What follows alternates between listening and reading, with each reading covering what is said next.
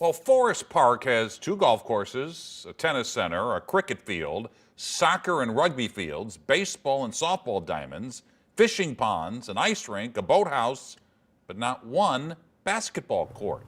There's a plan to change that, and 5 on your side's Tracy Hinson has the details live tonight in Forest Park. Tracy.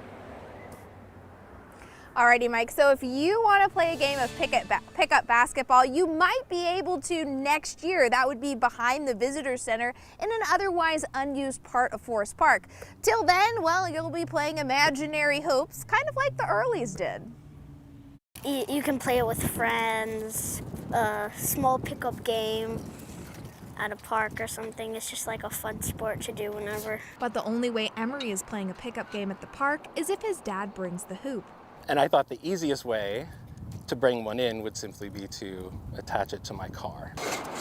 So that's what he did. Lots of balls hitting the car in every single spot, but nope, nothing's ever been broken or shattered or dented. Yes, John's a dad, but his basketball hoop car wasn't only for his son. 2 years ago, a colleague of mine from Washington University, Noah Cohan, and I were talking about the lack of basketball courts in Forest Park and why that was, and if there was anything that we could help do about it.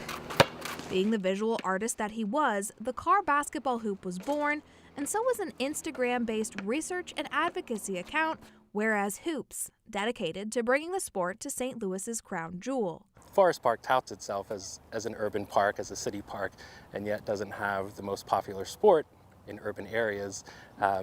Again, seems to be a pretty glaring omission, and one that we're happy is hopefully being rectified. Thanks to his work, Forest Park is closer to getting real basketball courts. The next step is design development, approval, and then construction could start later this year. When it's done, Emery will be there. I just like shooting myself, like hearing a swish especially. And I watched Emery play for a little bit. He certainly made that net swish a few times. He's really good. Now, before he can start dribbling down a court at Forest Park, a lot has to happen. It has to go through 2 cycles of approvals, and construction will have to start too, and that could happen later this year. In Forest Park, I'm Tracy Hinson, 5 on your side.